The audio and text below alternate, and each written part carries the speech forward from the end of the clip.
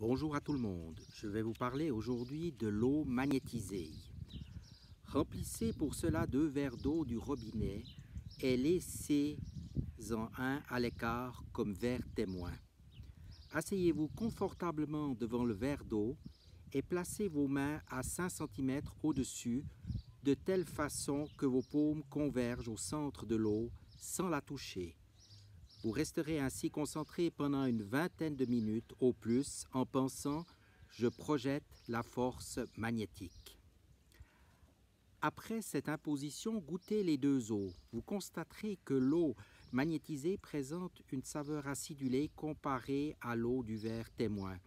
Il suffit que les papilles gustatives fonctionnent normalement pour apprécier la différence de goût, bien que la modification soit subtile et son action visible. La magnétisation de l'eau ou toute autre boisson non alcoolisée se pratique par l'imposition des 2 mains ou d'une seule main et son action se porte sur les fonctions organiques suivantes. Magnétisée par la main droite, elle stimule.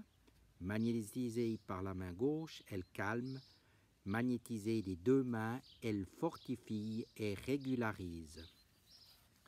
Cette eau magnétisée est appelée eau merveilleuse par les Chinois qui la consomment en bien des circonstances. Bue à raison d'1 litre par jour, elle influence les processus métaboliques et diminue le taux d'uréi et de cholestérol. Elle draine les systèmes émonctoriels, reins et poumons. En les stimulant par son action détoxicante, elle modifie les troubles fonctionnels, du stress pathologique qui prive du sommeil, de la joie de vivre et du bien-être par un excès d'adrénaline dans le sang. Ces propriétés diurétiques peuvent réduire les œdèmes internes et externes et faciliter la réduction cellulitique. Elles retardent la formation des calculs rénaux et biliaires, mais il conviendra d'être prudent quant à son administration sur d'importants et nombreux calculs.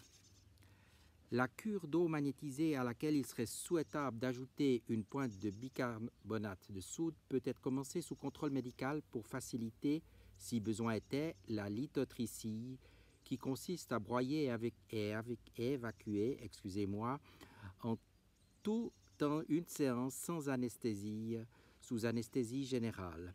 La cure d'eau magnétisée légèrement bicarbonatée pourra être poursuivie 3 mois encore à raison d'un grand verre aux 3 principaux repas et avec l'accord du médecin traitant.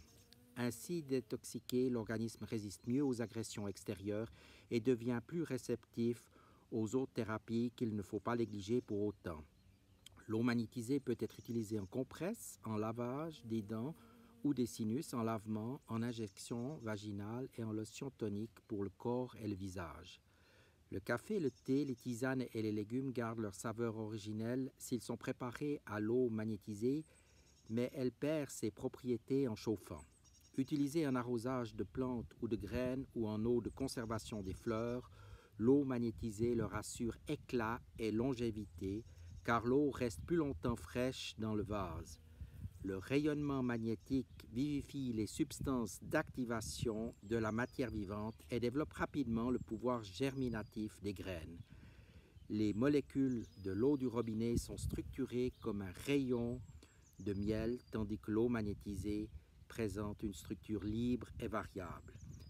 Par le mouvement et les combinaisons intermoléculaires, l'eau magnétisée est énergétique, favorise les réactions chimiques de l'organisme et procure la fraîcheur savoureuse de l'eau de source.